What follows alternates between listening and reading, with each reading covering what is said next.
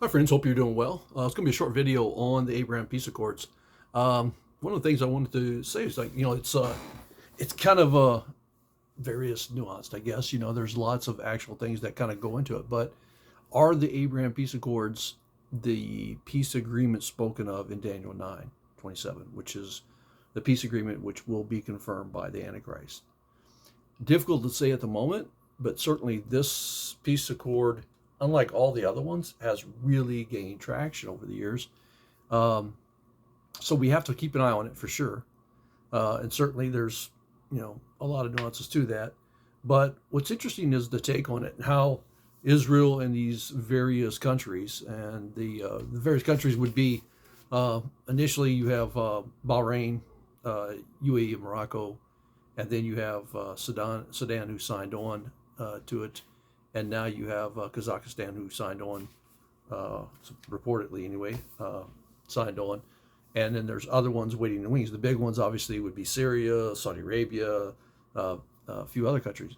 But as these countries continue to sign on to this agreement, one has to start to ask: is this the agreement spoken of in confirmation by the Antichrist? And what's interesting is the United States is the one who's the facilitator of this peace agreement, which I still hold to this day that the United States will most likely be part of, if not the head of, this final beast empire, which will be a 10-nation coalition headed up by ultimately the Antichrist, but initially 10 leaders who then give their power and authority to this Antichrist, which he is one of the 10.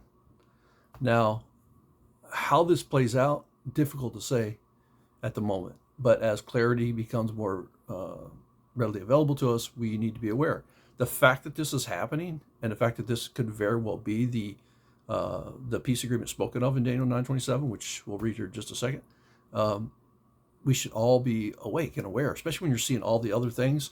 And that's where that nuanced part really comes into play, is that it isn't that it's something in isolation, because there can always be a peace agreement. But number one, there has to be a 7-year part to this agreement. It has to be multinational. And then ultimately, whoever it is that's facilitating this and confirming this in the end will be the Antichrist figure. So right now, we should expect to see that this Abraham Peace Accords will continue to gain traction. If it is it, if it's not it, maybe something else. But it seems to be the right time, the right place, and so forth. And if it is, then as it continues to grow and manifest in nations, and then ultimately coming out of that should be some point where there's a 7-year element to it. Once we have that, then we'll know. But there's other things that need to happen. Obviously, we need to have eventually a 10-nation coalition, which would seem to suggest that an alliance is going to form, a new one. Maybe that will be the end of NATO as we know it. Might be the end of the European Union as we know it. But ultimately, there's going to be 10 nations. And this will become that new superpower, supercharged alliance. And it may be one in conjunction to NATO and European Union. It doesn't mean that those have to disintegrate. It could be that there's just another 10-nation coalition, probably economic one more than anything else, and then ultimately militarily that will come out of this. Kind of like you have the I think it's called UN, or I'm sorry, it's UK, US, and Australia, and I forgot the acronym for it, but that's kind of like that in a sense. Like you have another alliance, even though those nations are already in alliances like NATO. Well, you could have the same thing happen with this 10-nation coalition that will come up. Primarily, I think will be economic in nature, but then will merge into this beast empire that will be military alliances as well. And we see that happening all the time, where the United States or other groups sign on together in these agreements. In a sense, the Abraham Peace Accords is like that, signing agreements and peace agreements and so forth. But as it seems to morph and transform, we should expect to see these changes happening. All the other elements are pretty much there.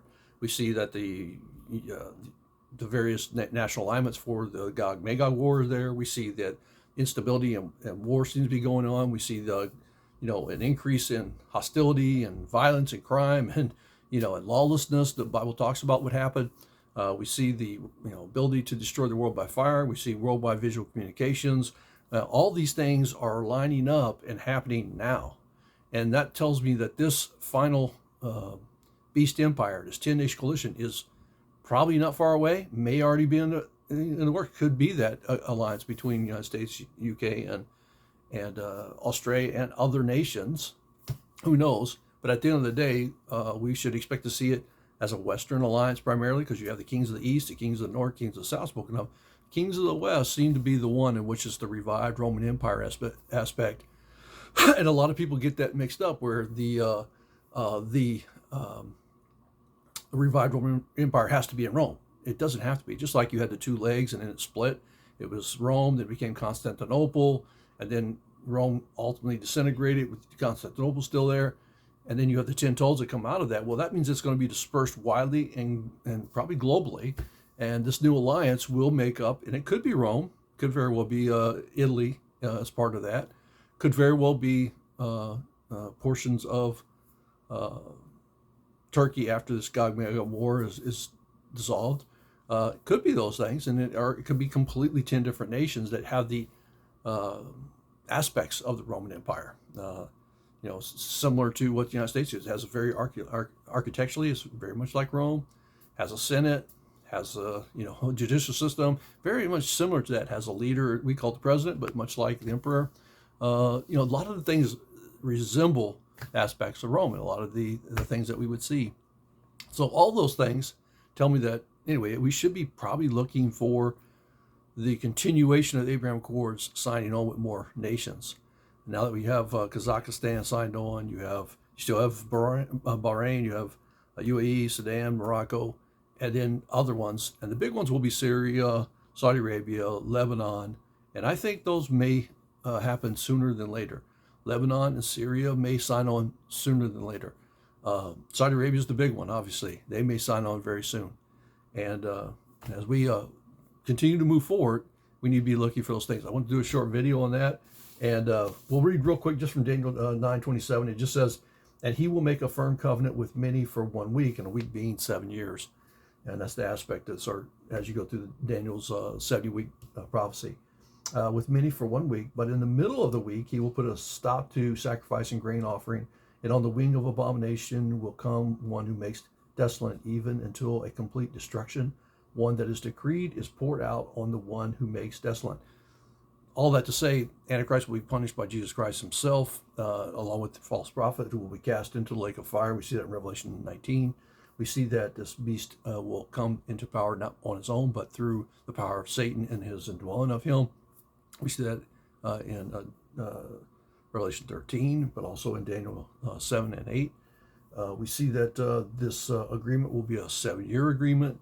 In the middle of it, he will go in and declare himself God, which tells you that there will be a rebuilt temple, because in the previous verse, we saw that the destruction of the second temple was prophesied, and the Messiah would be cut off before that destruction, just like it was in 70 AD. And obviously, Jesus Christ himself was crucified and rose again. So all of this is happened or is happening. And with this new peace accord, we need to keep an eye on that. And ultimately, whoever winds up confirming this final peace accord is the Antichrist. And there should be a 10-nation coalition, and some form of new economic system will emerge out of that, because that economic system will be the beast empire, or beast economic system, where you take the mark of the beast and see it in your right hand or the forehead. Things are happening very quickly. We see a lot of instability in the world economically, especially with all the trade tariffs and everything else going on. And I think that in the end of the day, it's going to force a new economic system to emerge. And AI may play a role in all of this as well. Don't forget that the fact that we have that, the ability to mark everyone, track all the buying and selling. Couldn't have done that before modern computers. We can do that now. AI, we couldn't have had that abomination on the wing that will be, as the Bible talks about, interactive, and everyone will have to worship this, and whoever doesn't, and just give life to it, that it can actually speak and talk and interact somehow. How that works out, clearly AI seems to probably be a role in playing that. These are things that are important to know, because if they're all happening right now, and they're all, at least in those stages, it means it's very soon. It also means that the Antichrist is probably on the scene. maybe in a peripheral way, maybe in a backup role, but he's definitely on the scene. So we need to keep looking, and we need to keep praying. But keep an eye on those Abraham Peace Accords. I find it very fascinating, especially since a new nation signed on, and it just seems to be continually to grow. So anyway, God bless you. Keep looking up. We'll see you.